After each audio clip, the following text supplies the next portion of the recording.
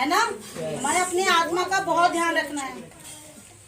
नया जन्म शरीर का होता है, शरीर का नहीं होता, आत्मा का होता है, ताकि हम आत्मा के द्वारा परमेश्वर से संपर्क कर सकते हैं। हमारा शरीर हमारे माता पिता से मिलता है। जब हम अपने बच्चे को जन्म देते हैं, उसकी शक्ल सूरत अपने माँ बाप से मिलती है।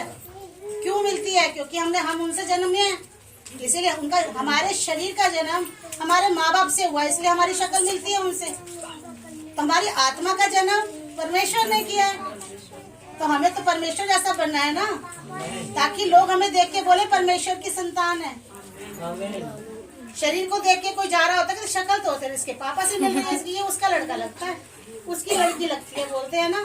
तो हमें देख के लोगों को पहचानना पड़ेगा ना, अरे ये तो परमेश्वर की संतान है, क्योंकि ये आत्मा में रहते हैं। शरीर पे तो इनके कोई फर्क ही नहीं पड़ता, कुछ भी करते रहो कोई फर्क नहीं पड़ता। एक इंसान जब मर जाता है, क्या उठ के किसी को कुछ कहेगा? वो तो लात मारो, कुछ सुइयां लगाओ, कुछ भी करो, काटो पीटो, कुछ भी करो, उसको कोई फर्क नहीं पड़ता, क्योंकि वो मर चुका।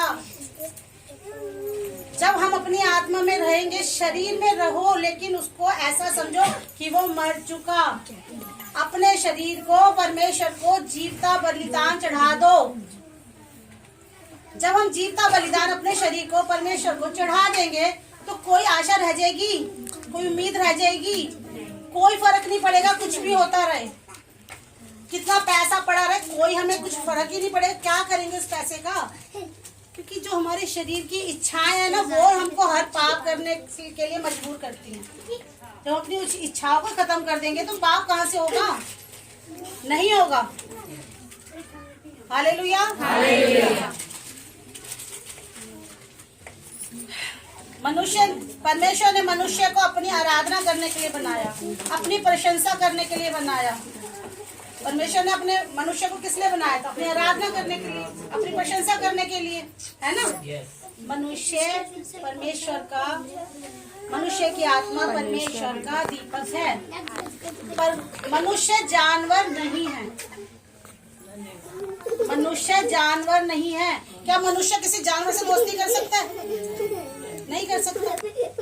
गाय भैंसे हमारी भाषा समझेंगी? कुत्ते बिल्ली समझेंगे?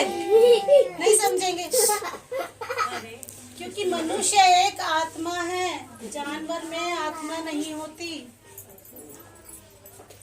जानवर के अंदर आत्मा नहीं होती। अमेरिका के अंदर एक अध्ययन के अंदर इसको बताया गया है कि जब जानवर मर जाता है, जो उसका वजन होता है, जब वो मर जाता है, उसका वजन उतना ही रहता है। क्यों? क्योंकि उसमें आत्मा नहीं होती। जानवर मर गया, खत्म। ये सच है। जानवर मर गया, वो बिल्कुल खत्म। लेकिन मनुष्य जब मर जाता है, तो उसके मरने के बाद उसका वजन 180 ग्राम कम हो जाता है। क्यों? क्योंकि आत्मा निकल जाती है। आमीन। हम लोग जानवर नहीं हैं, तो हमें जानवरों जैसी हरकतें नहीं करनी। हम इंसान हैं, मनुष्य हैं। हम प्रभु की सृष्टि है, उसकी रचना, उसने हमें अपने हाथों से बनाया है। उत्पत्ति पढ़ी है? किस किसने पढ़ी है उत्पत्ति? पुराना नियम। जिसने नहीं पढ़ी आज ही पढ़ना, पहला अध्याय पूरा पढ़ डालना, पता चलेगा।